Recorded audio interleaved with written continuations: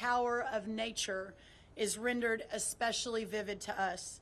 The floods in my native Texas, which have carried away so many lives, many of whom my family knew, has caused so much heartbreak and brought so many tears. It touches every one of us, not just those of us from the Lone Star State, but every American who cares about their neighbor, and especially every parent whose heart reposes not within themselves, but within their own children. It is not within our power to ease their pain, nor should those most devastating losses be erased or eased. But what we can do is grieve alongside them, and I know that's what we are all doing. And we can also join them in a sorrow that honors the joy of their children's and their family members' lives. It is not and has never been God's purpose that we suffer, but it is within His design that we rely upon His creation. We see that in extraordinary natural tragedy as over the last few days, but we also see it in the beneficial fruits of His creation, the bounty of the land, the yield of our farms, the produce and the product of our labor.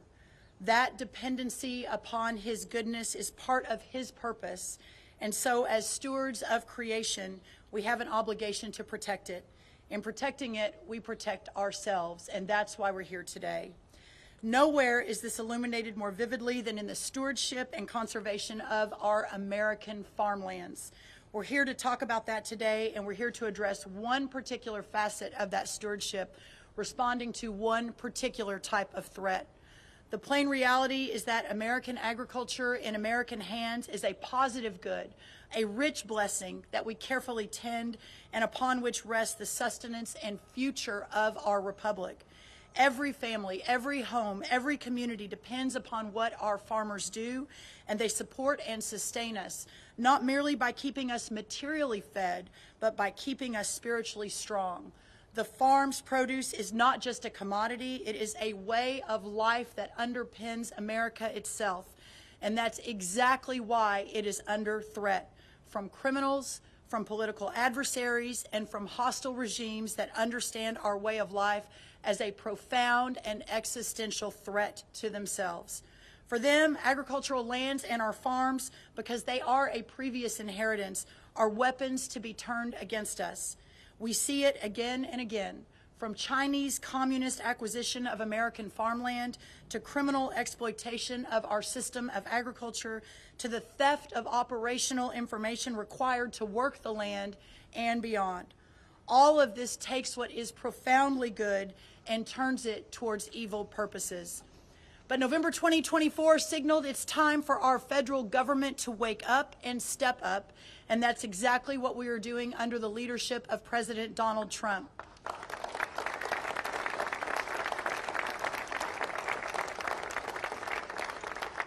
With this announcement today, we are taking this purpose and our American farmland back.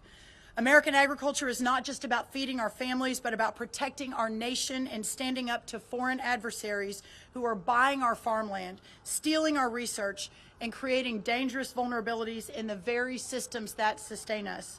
Reshoring and nearshoring our food and agriculture supply chain is essential for our nation's security.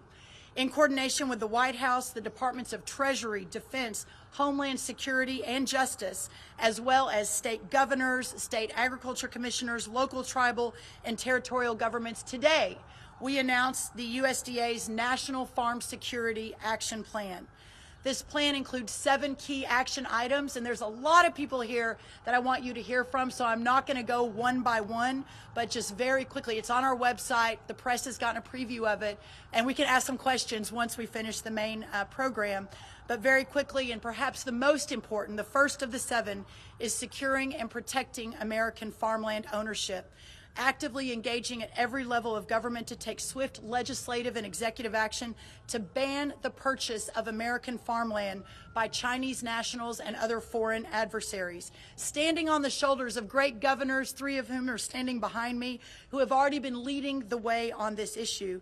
And at the federal government level, working to do everything within our ability, including presidential authorities, to claw back what has already been purchased by China and other foreign adversaries.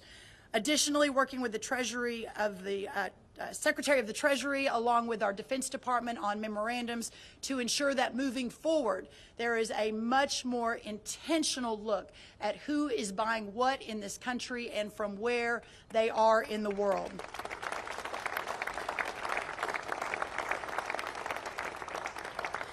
Also enhancing our agricultural supply chain resilience, also protecting our U.S. nutrition safety net from fraud and foreign exploitation. Number 4, defending agricultural research and innovation. No more sweetheart deals and secret pacts with countries that do not have our best interests in mind. Number 5, making sure that America First is in every USDA program, from farm loans to food safety. We have already canceled 7 active agreements with entities in foreign countries of concern and will continue to cancel additional agreements moving forward. I signed a memo today, thank you, which immediately removes 70 citizens from countries of concerns that currently are affiliated with the USDA through contracts or research arrangements. And we are working to issue regulatory action to remove over 550 entities from foreign countries of concern from our preferred catalog. Number 6, safeguarding plant and animal health, working to make sure that we know what is coming in and how to control animal diseases. And number 7, protecting critical infrastructure from our farms and our food and our supply chains, again, along with so many partners across this government here in Washington and across our states. Now, please help me welcome to the podium the amazing Secretary Pete Hegseth. Thank you all.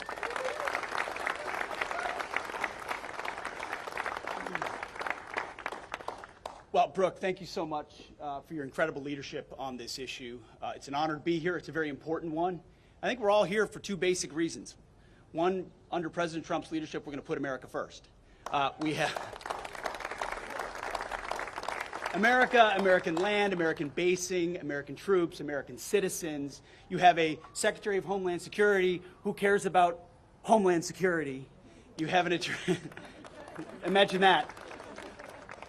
You have an Attorney General that cares about justice. You have a Secretary of the Agriculture that cares about our farmland and our farmers. You have governors who've led the way, and senators and congressmen who now have reinforcements from an America First movement that it's about America First, but it's also just the application of common sense. As someone who's charged with leading the Defense Department, I want to know who owns the land around our bases and strategic bases, and getting an understanding of why foreign entities, foreign companies, foreign individuals might be buying up land around those bases. That's something I should be paying attention to on behalf of the American people, on behalf of my department, and on behalf of the President. It's common sense. And so food security, just like energy resilience, just like where we get our water, that's all national security, especially in a contingency. So we would be asleep at the wheel if we were not fully a party to an effort like this to ensure that our nation had the food supply it needs. But specifically, our troops have what they need on our bases, so that in those moments you can rely on us here in the United States to provide that security. So no longer can foreign adversaries assume we're not watching and we're not paying attention and we're not doing something about it, because we are. So, Brooke, thank you very much. Appreciate it. Please help me welcome to the podium to speak of the agro-terrorism threats our incredible Attorney General, Pam Bondi. Thank you all, and we know Texas is your home state. Secretary Rollins, our hearts go out to all those in Texas and the families, as well as in North Carolina, who are also experiencing those horrible floods. We're so happy to be here today to protect our farmers, our ranchers, and our ag community. Under President Trump, we are proudly putting our farmers first again. Thank you to our Congress, our governors, all of the great people who have gathered here today. My job is to make America safe again, which includes protecting our farmers who feed our families. The Department of Justice will use every tool at our disposal to secure, defend, and protect our ag community from threats. Our Environmental and Natural Resources Division has successfully defended the Forest Service as it manages our forest. We're also defending mining critical and strategic minerals, which is very important to our nation's security. We're cracking down on pesticide trafficking. And we are doing this by closing the southern border, working hand in hand with our great Kristi Noem, where illegal and highly toxic chemicals from Mexico were smuggled into the U.S., and the Department of Justice is prioritizing the arrest of those illegal aliens doing it. Additionally, our National Security Division is actively monitoring foreign threats to American agriculture. Last month in Michigan, this is very frightening, we charged 2 Chinese nationals for attempting to smuggle potential agro-terrorism weapons into the United States. Both of them have ties to the CCP. Just days later, we arrested another Chinese citizen for sending packages of concealed biological materials into the United States. It's going to stop. FBI has opened over 100 biosmuggling investigations in recent years. We will prosecute you. We will hold you accountable. Thank you to everyone who is here today, especially Secretary Rollins, Secretary Hegseth, all of our good friends governors, my good friend Governor Huckabee, and we will, all of us, will never back down from supporting our American farmers. God bless you. And God bless America. Next, the incredible Homeland Security Secretary, Kristi Noem, everyone.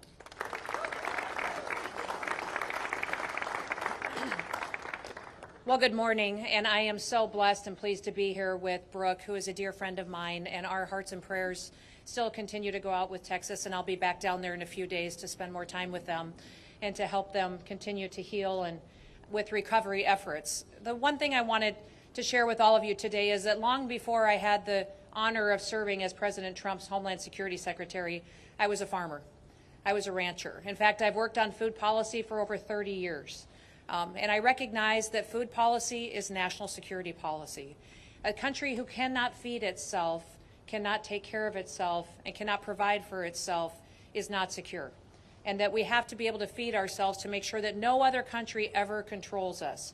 And I've watched for decades as evil foreign governments, including China, have come into this country and they've stolen our intellectual property. They've manipulated their currency. They've treated us unfairly in trade deals. They've come in and purchased up our processing companies, stolen our genetics. In fact, I've worked in this building off and on commissions and projects and laws and different statutes to ensure that China did not completely take control of our entire food supply chain, recognizing that the United States of America would be in jeopardy if that ever were to happen.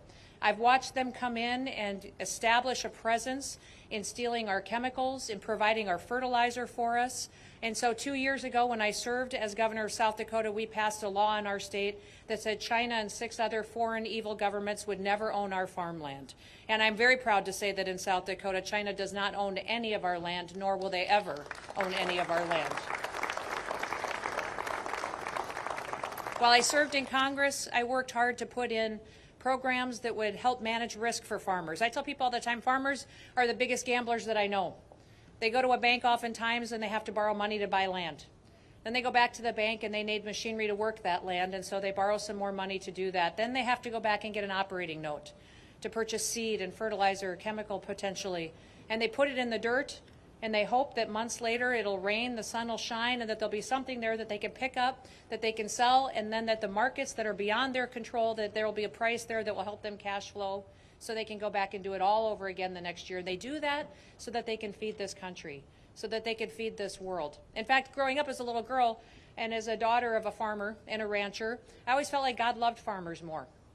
I mean, if you look at the Bible, look at Scripture, and you look over and over again, he talks about sowing and reaping and cattle on 1,000 hills and your barns to overflowing. And so I feel like there's a special blessing on farmers. And the fact that we have a president and that we have a Secretary of Agriculture that recognizes the importance of food policy and what it means to this country's security is so wonderful. It's such a change from what the previous administration and how they prioritized our farmers and ranchers. So now as the Secretary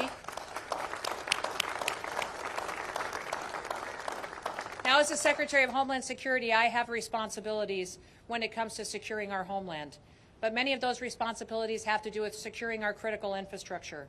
We have the responsibility for 10 of our 16 critical infrastructures, which means our electrical grid, our water supply chain, how we protect and run this country, and what we do to make sure the people here are safe, but not just the people, the products and goods that come in and out of this country.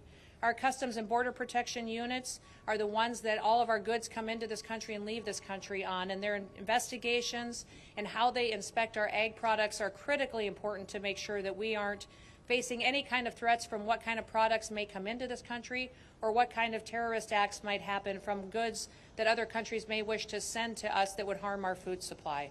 We will continue to make sure that we have the systems in place, the people in place, the experts in place, and the policies in place to make sure that this country always feeds itself, and that we always have the ability to grow our own food, and that we rely on no one else to feed the people of the United States of America, because it is a national security issue when a country cannot provide for itself. And we will never let any other country control our food supply or control our people, because we will always be the great United States of America. Thank you.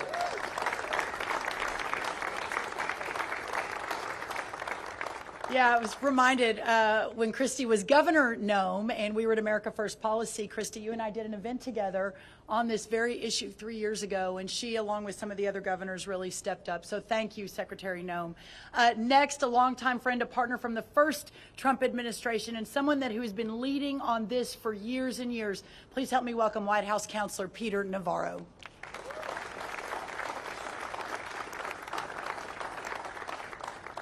What a beautiful day to be out here, and it's difficult, I think, for a lot of Americans to wrap their head around what we're talking about today. We're such a good and kind nation that has done so much for the rest of the world over so many decades, including fighting 2 world wars on behalf of the rest of the world. But this is so serious an issue. The Art of War, a book, Sun Tzu, centuries old, says that the acme of warfare is to win without firing a shot. You fast forward to a book that was written by 2 high-ranking military officials in China called Unrestricted Warfare. And you understand that we are indeed in a new world where kinetic warfare is not the first choice of our rivals anymore. Rather, it is things like sending us seeds, or trying to steal our seeds, or trying to change the seeds. It is acquiring our supply chain in agriculture. It's setting up spy shops on land next to military bases. You remember when that balloon, it was just a weather station? We seem so naive about so much of this, when in fact we have nations and bad actors trying to do bad things using our supply chains now as weapons. The world changed yet again on April 2nd when the Chinese embargoed critical minerals, not just on us but for the rest of the world. The Russians now embargo things like neon and helium and uranium as a tool. So we must be clear-eyed about the threats, and I just have to congratulate Secretary Rollins for taking leadership on an issue which has been troublesome for years. And we have governors here, like Kristi Noem in South Dakota, just leadership on that. She was doing that before anybody was paying attention. We're going to hear from Governor Huckabee. Arkansas has led the way on this issue at the state level, even as the federal government has been silent about it up to this point. The last thing is big things like Smithfield Foods. I don't know if you know this, but this one really troubled me when it happened. But the Chinese bought Smithfield Foods and basically control about an eighth of the world's pork supply now. And we worry, we've had food inflation. We worry when things happen that can be part of that. And then the other key purchase which we allowed them to do was Syngenta. Well, what is that? It's a seed company. And in a world of ever-changing pests and things like that, and climate differences about where water is and things like that, seeds really can be the revolution that keeps the world fed. And China now owns a key part of that. So what Secretary Rollins is doing today, it's a historic day. She's putting down the marker that the United States is no longer going to tolerate the attacks on our agricultural system, not just the land, but the supply chain as well.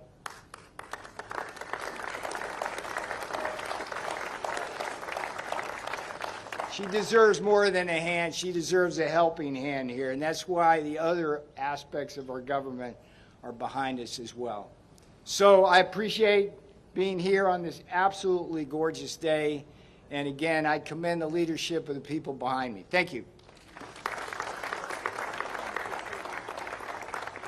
Thank you, Peter. Again, no one more of a warrior than he on these issues and many others, so thank you. Next, also from the first Trump administration, now the governor of the great state of Arkansas, who another leader in this area. Please help me welcome Governor Sarah Huckabee Sanders.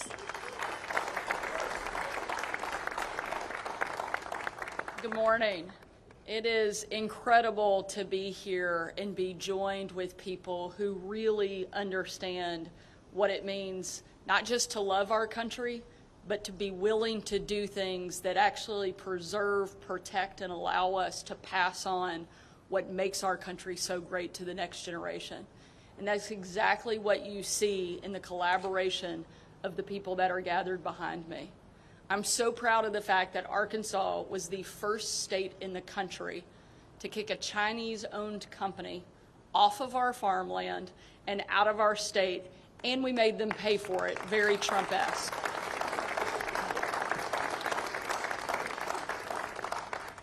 And in the last couple of months, we've passed new legislation just this year allowing us to prohibit them from now not only owning farmland in our state, but from building or buying land around our military bases and critical infrastructure.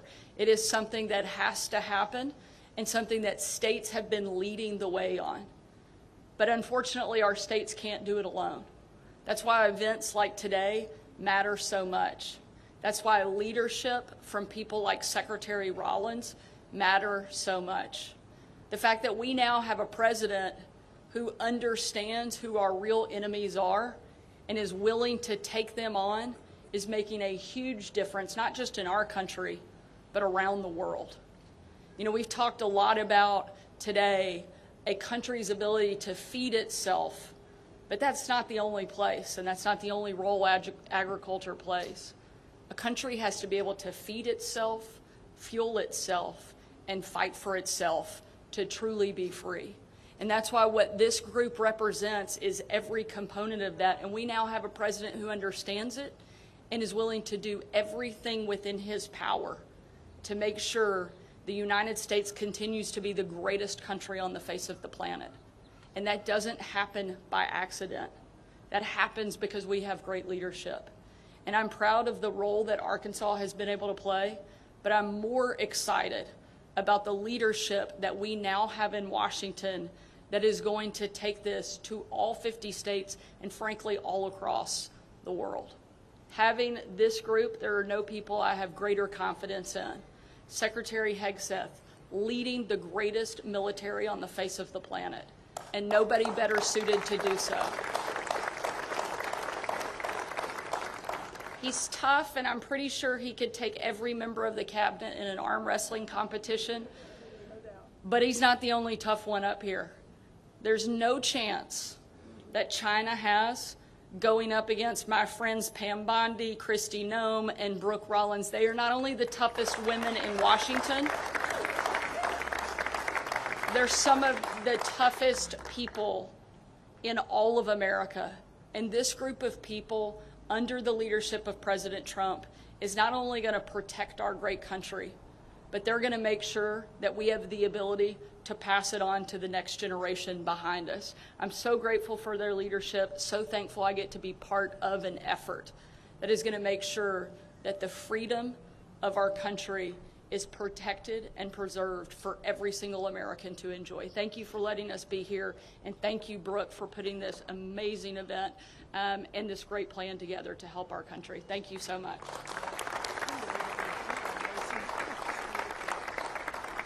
Thank you, Governor Sanders. Also at the front of the battle, Governor Bill Lee of Tennessee. Please help me welcome him. Thank you, Secretary Rollins. Let me just add my words of gratitude to President Trump and to his administration. And it's an honor to stand here with these great leaders. I have served as the governor originally in President Trump's first term, and then through the Biden administration, and now again in the Trump administration. During the years when President Trump was not in office, and governors like myself and Governor Sanders and Governor Pillen were working individually to secure our farmland. So in Tennessee, we have passed laws that prohibit ownership, that require divestment if found, that impose strict penalties for those foreign adversaries who take our property. We have also passed the Farmland Conservation Act in order to make it easier for the next generation of farmers to live and operate in our state. But that work was really hard in the previous Biden administration because we didn't have a partner who understood the threats and the challenges that we understand in Tennessee. So I'm so grateful for President Trump's leadership here, especially for Secretary Rollins' leadership, who she and I connected early on. My family is a multi-generational farming family as well. And I understand that when my grandfather was farming in Tennessee, the issues that we're talking about today didn't exist. But for my grandchildren who live on our family farm in Tennessee today, we understand that our farmland is not just dirt. It is our national security. It is our economic future. It is our children's heritage. And it is under threat. And the leaders here recognize that. And we've taken steps at the state level, but now, refreshingly, we have an administration and multiple cabinets who are coming together collaboratively with governors across the states and making sure that America's future is preserved for the next generations. Thank you.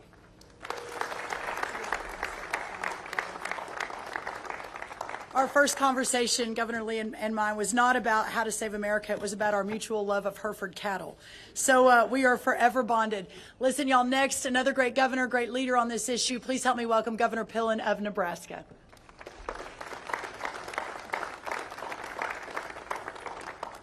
Well, good morning, and just an incredible shout out to everybody in the cabinet and Brooke and her incredible leadership, and a great thank you for President Trump assembling what I view as extraordinary leaders across all of the cabinet to absolutely make America great in a special, special place.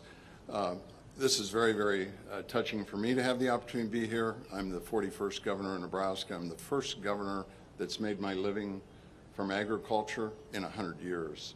I have simply sat and looked in my career of over 40 years and saying, what on earth is going on with China? I believe this. I believe in family farm security.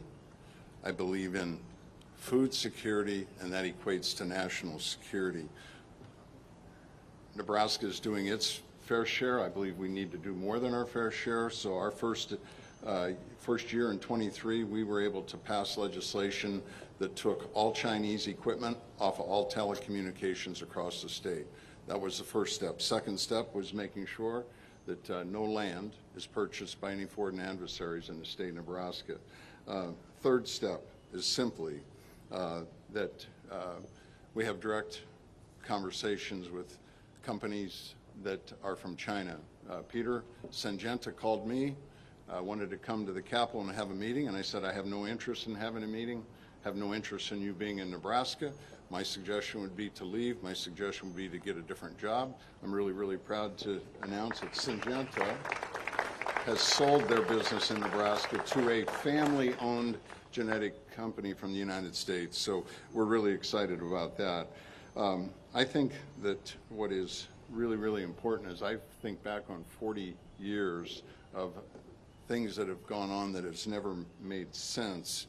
It's really important that the leaders behind me, that we continue to have the courage and the wisdom to never back down and to stand up and protect our land and protect our families, because we all in agriculture risk. We talk about gambling, Kristi, we all risk everything we have every single day to put food on the grocery stores. And then lastly, I'm really, really excited about Secretary Rollins and her understanding and work in terms of foreign animal disease, because that's another risk where adversaries could have a great impact. These are issues that are really, really important, and none of us can ever give up. It's a privilege to be here. Thank you.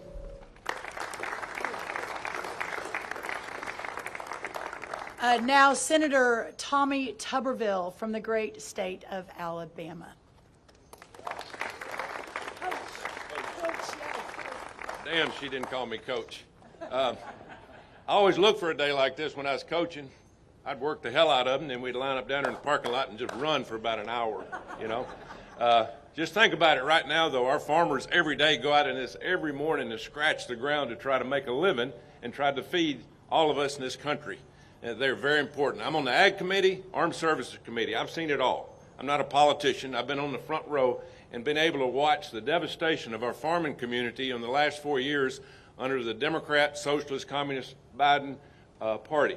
It was devastating. Input cost high, $5 diesel. Instead of a $700,000 cotton picker, they're $1.5 million. They wanted to put our farmers under. We lost 150,000 farms and 25,000 farmers in the last few years. Folks, we are in trouble in ag, really trouble. And we just tried to help them with reference prices in the big, beautiful bill we just passed, but they're going to need a lot of help. They are scratching and clawing just to make a living. Thanks for Brooke putting this on. China is a threat. They're not a threat. They are dominating us in almost everything that they do, because we've set back and the politicians have been counting their money instead of doing what's right and helping this country stay in the front. We've got to be number one. We can't be number two. We've got to fight back. They are coming into our country and buying our farmland. In my state of Alabama alone, they own 2.2 million acres of farmland. That's right, in Alabama. Foreign adversaries. It's embarrassing of what we've done. Now, don't blame the farmers. The farmers have to make a living, and if they can't make a living, they have to sell their farmland. The Biden administration forced our farmers to sell their farmland by all the things they did to them. It's a disgrace. Brooke is going to bring that back. President Trump's going to bring that back. The one thing I'm trying to do is I'm trying to pass the Farm Act, Foreign Adversaries Act. What is that? We have a group in this country called CFIUS. CFIUS is a group of cabinet members that determine who buys what if it's a foreign sale. I mean, they all get together and they look at it, whether it's a steel company, whether it's farmland, whether it's some kind of business. That's what CFIUS does. And it's made up of high-ranking cabinet members in the White House. Who is not on there?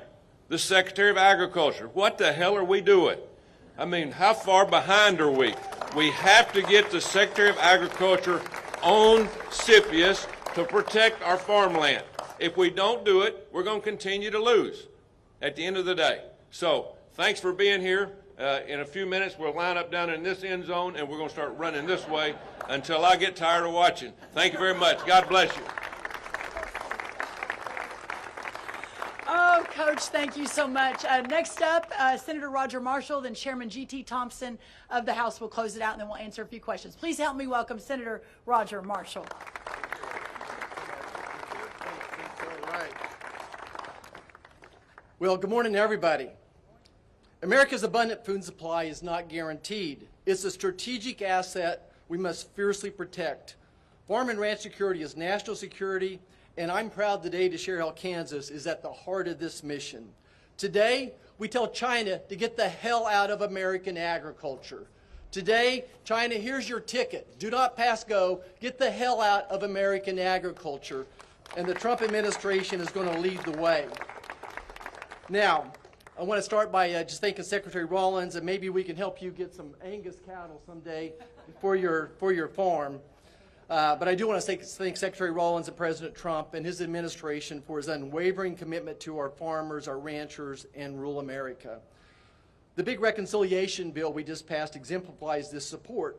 It strengthened the farm safety net, including increased reference prices. It makes key business tax deductions permanent and doubles the estate tax exemption up to $30 million for couples, and streamlines the 45Z tax credit. Folks, 45Z is going to do more for agriculture than all the soybeans and sorghum we sold to China in the past 5 years. This bill empowers our agriculture communities and secures our family farms for generations to come. Now, as a fifth-generation farm kid, I learned how agriculture underpins our economic stability, our public health, our national defense, our geopolitical autonomy, and our rural way of life. It contributes $1.5 trillion to GDP and supports over 22 million jobs, yet we often take it for granted. Our farmers, our ranches, our food supply chains face grave threats, specifically bioterrorism, procurement disruptions, and foreign ownerships. A virus like COVID, which was made in a lab, could target our beef and dairy cattle industry next, or a fungus could devastate our wheat and our corn. Whether it's from nature or made in a laboratory by a foreign adversary, these risks demand vigilance. Let me share how Kansas is leading the fight. We're proud to host the Animal Health Corridor that stretches from Columbia, Missouri to Manhattan, Kansas, the Little Apple, to Lincoln, Nebraska, where cutting-edge research thrives. And why in the world we let scientists from foreign adversaries in those experiments and in those laboratories, I'll never know. And why we're doing research with American dollars in those foreign countries of threats, I'll never know either. I want to thank President Trump. In his first term, he welcomed USDA's Economic Research Service and National Institute of Food and Agriculture to Kansas City, which complements the National Bioagro Defense Facility in Manhattan. This synergy makes Kansas a global hub for agriculture innovation. Our strength lies in our collaboration. By uniting public and private sectors with land-grant universities like my alma mater, the fighting, ever-fighting, mighty Wildcats of Kansas State University, we're building a resilient food supply. There you go, Coach Tuberville. Let's go Wildcats. I want to just commend the Department of Defense and all the agencies up here today for your joint efforts to combat diseases like avian influenza, screwworm, and foot and mouth, protecting our farmers and communities. And finally this, let me just concur with Coach Tuberville that I'm going to champion for the Secretary of Agriculture to be part of CFIUS. President Trump could appoint her, and Congress can make that legal for years to come as well. That's the best way to counter these emerging threats. Think about it. China right now owns land next to Whiteman Air Force Base, where our B-2s were launched. It did just a spectacular job of, yes, obliterating Iran's nuclear armament. They own land next to Fort Riley, Kansas, home of the Big Red 1 1st Infantry Division as well. We need someone who thinks agriculture when they wake up in the morning and they go to bed and they think of agriculture as national security. Again, we can't take our food supply for granted. Kansas is leading the way, but it takes a national resolve to protect our farms, to fortify our biosecurity, and keep America's food in Americans' hands. Thank you so much. God bless us. Have a great day. Thank you. Quick announcement, as of this afternoon, I will be officially a member of CFIUS, so that is happening. Yeah. It's an incredible team at USDA and our great Treasury Secretary, Scott Besson.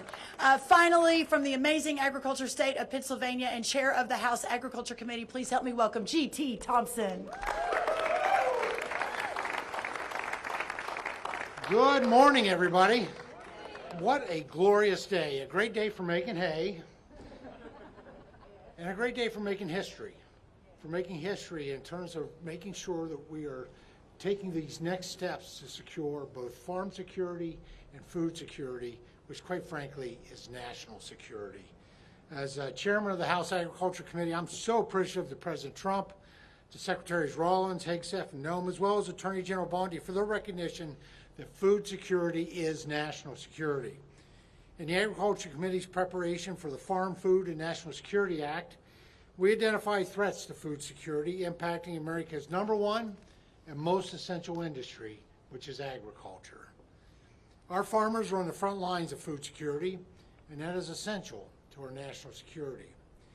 America's farm families are facing serious challenges, from foreign threats to our farmland and the theft of our intellectual property, to high energy costs driven by out-of-control inflation from the previous administration, market instability, poor SNAP integrity, crushing taxes, extreme weather, and an often unreliable workforce.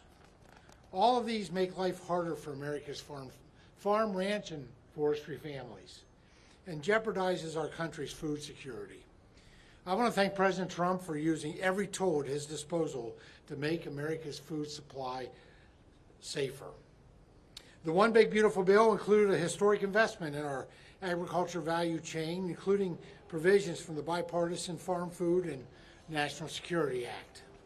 The One Big Beautiful Bill includes investments to strengthen our livestock biosecurity from foreign animal disease, as well as delivers major tax relief, shields the next generation of farmers from the death tax, supports affordable energy policies that keep family farms running and food prices low. It includes historic integrity measures for the SNAP program and so much more. But there's still a lot of work left to be done.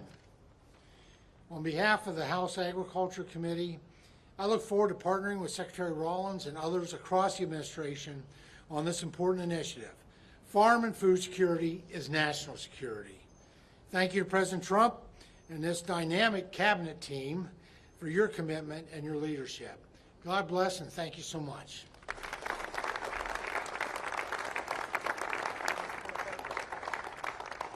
Okay, everyone, we're going to open it up for some questions. I would note that while we were standing here and all of you were sitting there, it's too bad Secretary Bobby Kennedy's not here because we're all getting a lot of vitamin D today. So we'll let him know. He'd be very proud. All right, we'll take some questions from the press. Thank you, Secretary Rollins. Mary Margaret with the Daily Wire. 2 questions, if that's okay. First of all, I'm seeing on this map that there's a lot of Chinese-owned farmland in California. Are you looking into the severity of that and what those consequences are? And then number 2, the president has expressed concerns about how mass deportations would affect the farm industry. Do you have concerns on this front? And are you hearing about some of these top conservatives saying that there's a push for amnesty for this workforce? Well, thank you for those questions. The first thing I'll say on California, and I'd love for anyone else to join me if they have thoughts on that, is this, that a lot of people said, well, look at the red states are the ones leading the way. The red states are the ones that are banning the Chinese-owned farmland, and this is true. But I have to believe that even the Democrat governors and even the blue states realize what a massive threat this is to national security and how important it is. So we plan to work with everyone, no matter which party, no matter which side of the aisle they're from, to ensure that the people of this country and our agriculture farmland is protected. The second question, I appreciate you bringing that up. There's been a lot of noise in the last few days and a lot of questions about where the president stands and his vision for farm labor. The first thing I'll say is the president has been unequivocal that there will be no amnesty, and I think that's very, very important. I and the rest of our cabinet certainly support that, effectuate that, and make sure that happens every single day. The second thing, to your question about mass deportations, the president and I have spoken about that once or twice, and he has always been of the mindset that at the end of the day, the promise to America to ensure that we have a 100% American workforce stands, but we must be strategic in how we are implementing the mass deportation so as not to compromise our food supply. Ultimately, the answer on this is automation, also some reform within the current governing structure, and then also when you think about there are 34 million able-bodied adults in our Medicaid program. There are plenty of workers in America, but we just have to make sure we're not compromising today, especially in the context of everything we're thinking about right now. So no amnesty under any circumstances. Mass deportations continue, but in a strategic and intentional way as we move our workforce toward more automation and toward a 100% American workforce. And ultimately, Kristi. It's the wonderful members of Congress behind me who are taking this on the fixing the current immigration system. So thank you so much. Madam Secretary, thank you. First of all, condolences, thoughts, and prayers to all the folks back in Texas, near and dear to your heart. A couple quick thoughts. Congratulations on the success of getting at least partially, the death tax repealed in the BBB, because, as we all know, it affects farmers disproportionately to a great extent. Congratulations on that. Also, egg prices today, just right now, hit $2.49 a dozen. A clear 55% below the failed Bidenomics egg price. And we all know it's not just about eggs, but it has become a metaphor for inflation. So congratulations, because food inflation is coming down. That's a testament to you. Thank you. The thought and the question follow-up is, what a great group you put together here. Wonderful, wonderful idea. Surprising it hasn't been done sooner. So the question is, has President Trump talked to you about this group, number one? And I guess equally as important, have the Chinese government, either officially or unofficially, reached out to you about this program? So the first thing I'll say, and I appreciate that so much. Who are you with? It's Eric Bowling. I'm with That's the right. Bowling Show. Eric, thank you. And with the Bowling Show, it's great to have you, and thank you for making your way. I would like to note, and it's not lost on you, Eric, but I want to make sure everyone understands, this cabinet and this administration is different. That in previous administrations, I don't know that you would ever see 4 cabinet secretaries, a counselor to the president, one of the most steadfast, loyal patriots who've stood beside him, Peter Navarro, ever come out together on a morning when 100-degree weather and talk about agriculture, farmland. But we are all in this together, and the president has been resolute in ensuring that we do everything that needs to be done to protect the homeland. So I'm very, very proud of that. On the second question, I don't want to get ahead of the president, so I won't answer that. One of the chief lessons I've learned over many years is never get ahead of President Trump. But there is no doubt that he, our cabinet, our administration, our friends across the country are acutely aware of this issue and doing everything we can to solve for it. Eric, thank you for being here. Next question. Thank you, Secretary Rollins. Jackson Richmond with the Epoch Times. Was Secretary Rubio consulted on this, given the national security aspect of this, and then was the CDC consulted, given the bioterrorism aspect of this? Yes, all of the above were consulted. To get to this point, a little bit of sausage making for everyone. It's not just we throw an event together and here we all are. The layers and layers and layers of work to go through all of the agencies is of utmost importance. And what I have learned now in a little bit of my time in government is that often, and this is the reason you don't see the ball moving down the field very often, the amount of effort it takes to integrate and work, and the long nights and the sleepless nights, especially by our team, our incredible chief of staff. Kaylee Buller is the one who's really been driving this alongside the rest of our team, is really inspiring. So yes, they've all been consulted. Everyone has been incredibly supportive to get to this point today. But what I would like to say as well, and thank you for that question, is that this is just the beginning. Today is the first step to get us to this announcement as we begin this important work. You'll be hearing a lot from us on this over the next 4 years, and some real metrics in place that we're putting, like how do we measure our success? And I think that's what makes this administration different. So thank you for being here. Love the Epoch Times. And next question. Yes, Philip Rasher with AgriPulse. I wanted to have two questions. One, following up on the immigration question. The president has continually said that he wants to give farmers some kind of temporary pass. Could you define what he means by a temporary pass? Does that mean ICE won't go onto farms for a certain period? What does he mean by that? The second question is, what are you going to do at USDA with regard to the remaining property owned by Syngenta and Smithfield Foods, which is a large portion of this Chinese-owned land? That's right. Well, the second question first, as we discussed earlier, and Mr. Navarro, again, and he and his team over at the White House, amongst many others, we are looking at every available option. There are multiples of options. You'll likely see an executive order on this very soon. from the White House, and we'll be looking at multiple different authorities within the federal government to begin to claw that back. So that's what I'll say about that. Again, I think I answered the second question, where we are on farm labor, a little bit earlier, but what I will say is that Lori Chavez DeRimmer is our Secretary of Labor, and the H-2A visa program, all of the programs that inure to moving in seasonal ag workers are under Secretary Chavez DeRimmer. She has been working around the clock with her team. I think we'll probably hear a little bit more about this today, and the conversations will continue. But I can't underscore enough, there will be no amnesty. The mass deportations continue, but in a strategic way, and we move the workforce towards automation and 100% American participation, which again, with 34 million people, able-bodied adults on Medicaid, we should be able to do that fairly quickly. Thank you. One more question. Hi, thanks for doing this. Kate Goodell with the Washington Post. I'm wondering if you can perhaps spell out some of the specific threats that we're seeing with Chinese farmland at the moment. I also wanted to ask about the legislative efforts and what form the executive action might take and whether you have a timeline. Well, first on American farmland, and I'd love for Peter to add to this, and if anyone else would like to as well. When you look at the chart, which is behind our, by the way, our new Deputy Secretary Stephen Vaden started yesterday from the great state of Tennessee, Governor Lee. You can see on this chart the hundreds of thousands, and by the way, this is just China-owned. This is not other countries of concern owned, such as North Korea, Russia, Iran, and others. You can see that a lot of those, the red blocks, are actual military bases. And ultimately, when we're talking about national security, that is, I think, the number one concern, certainly of this administration, is what's happening there as we're looking at the threats that this country is facing. But specifically through agriculture is really, really important. Peter, I don't know if you want to add to that. And thanks for asking that question. If you look at the gradations of threat, that's the most obvious. I mean, how did we let that happen? How did we let that happen?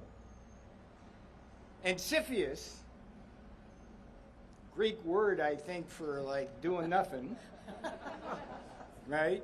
But not during the Trump administration. And I can tell you, if nothing else happened today, having Brooke Rollins on that board, give her a hand. That's a big deal.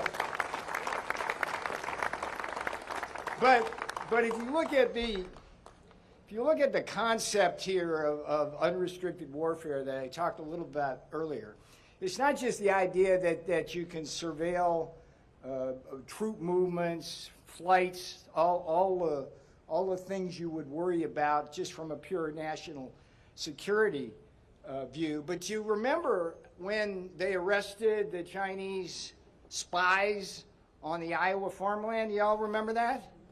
I mean, that was another turning point in our awareness, where they were, so if they're owning the farmland, they have access to all of they're going to get the seeds that way too. And so ultimately, the other thing they want to do is, which is why they bought Smithfield Foods. I don't know if you know this, but China consumes 50% of the pork in the world. Did you know this? That's astonishing. I think we got the corner on Kentucky Fried Chicken, but they cornered the part. So when they acquire Smithfield Foods and the entire pork chain, it's like that becomes a weapon in and of itself. So the more land they acquire here, the more control they have, and it's a business model. I mean, we're the United States, but they treat us like a colony. They do the same damn thing down in Zambia with tobacco. And around all of Africa, they buy land, they bring in Chinese workers to work the land, and then they ship the food back to China, and the people around starve or pay higher prices. So when you ask us, what's this about? It's about everything. Food security is national security. Thank you.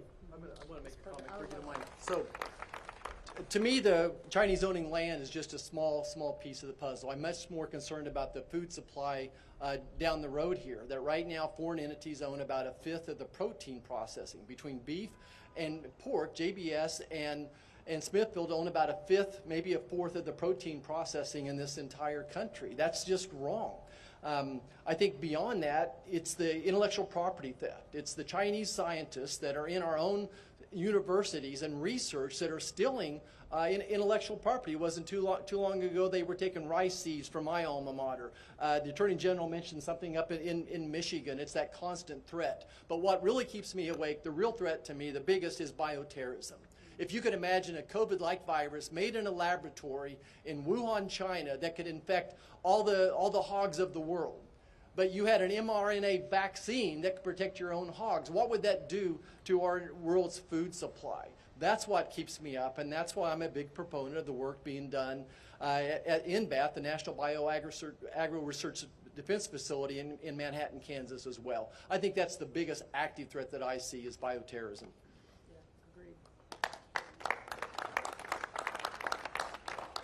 I think Senator Marshall really put a nice overview on the different threats. Really, you know, American agriculture, I think, is defined as science, technology, and innovation. And all those are amazing. It defines agriculture today, but it also leads the way for agriculture over the horizon for the future. But it can be very vulnerable if we don't protect that. And in the past, we haven't provided protections for that. The science, the technology, the innovation that comes out of this great country, out of this essential industry. And I think the fact that today we're declaring that food security is national security, farm security is a part of that. I think this is a great milestone of making sure that we're protecting all of that for the future. America needs, we always want America to be in the lead no matter what we're talking about. But certainly when it comes to the thing that is probably most essential, and that is food and fiber, energy materials, building resources, all the things that come off that rural agriculture acreage, we have a duty and responsibility to make sure that those things are secure. So Secretary, thank you for your leadership and vision on this. Much appreciated. Timing is coming very soon. We'll continue to announce further steps to answer your final question. Listen, everyone, thank you so much for being here. It's really, really an honor to have you all here at the People's Department. Abraham Lincoln founded this department in 1862 to ensure that the American farmers and ranchers and rural prosperity, rural way of life was represented here in Washington. So thank you, and everyone can gather over on the right for Coach Tuberville's next workout.